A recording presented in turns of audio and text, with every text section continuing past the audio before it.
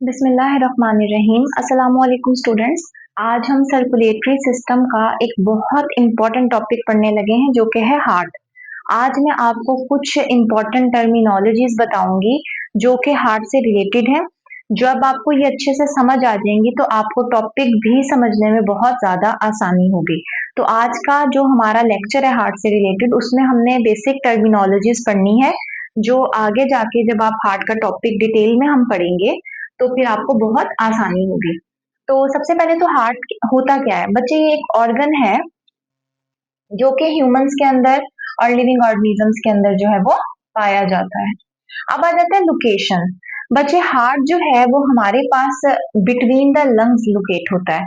हमारे पास दो pairs of lungs होते हैं और उनके बिल्कुल दरमियान में तकरीबन हार्ट जो है वो प्रेजेंट होता है। ठीक है। अब इसके आगे जो है वो स्टर्नम होती है, मीन्स हमारी जो आगे की पसलियां होती हैं, यानी कि वो जो स्टर्नम हमारी मेन रिब बोन है वो इसके बिल्कुल सामने होती है। क्योंकि बच्चे ये बहुत ज्यादा मस्कुलर ऑर्गन होता है, बहुत ज्यादा सेंसिटिव होता है, तो इसको प्रोटेक्ट करने के लिए एक पूरा सिस्टम होता है। जहां बीच में ये है लंग्स के, सामने इसके प्रोटेक्शन के लिए स्टर्नम है जिसको हम रिब बोन कहते हैं, अबव इसके डायफ्राम, यानी कि ये डायफ्राम के बिल्कुल ऊपर होता है, यहाँ पे हमारे पास डायफ्राम होता है। तो ये हो गया हमारा डायफ्राम। ठीक है। ये हो गए हमारे पास स्टर्नम, ये जो बीच में इसके है हमारे, ये हो गया स्टर्नम, और ये इर्द गिर्द इसके बिल्कुल है लंग्स।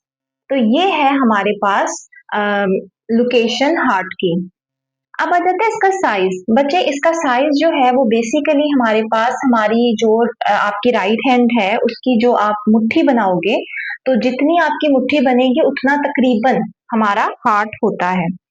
अगर इसका वेट हम देखें तो तकरीबन 7 से 15 आउंस होगा, इससे ज्यादा नहीं होगा। ठीक है। 7 से 15 आउंस होता है। नेक्स्ट आ जाता है पेरिकार्डियम।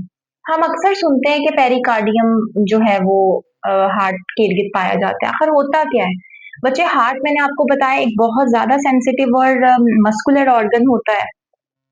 तो इसके इर्द गिर्द बिल्कुल सपोज करें, आप सपोज करें कि ये हमारा हार्ट है। ठीक है।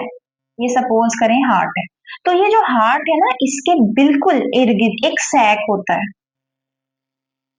उस सैक के अंदर हार्ट होता है। तो ये जो सैक है इसको हम पेरिकार्डियम कहते हैं। तो ये जो है ना सैक, ये हमारा पेरिकार्डियम है। अब आ जाते हैं पेरिकार्डियल फ्लूइड। बिल्कुल जो हमारे पास सैक है और जो हमारा हार्ट है उसके दरमियान में एक लिक्विड सा है।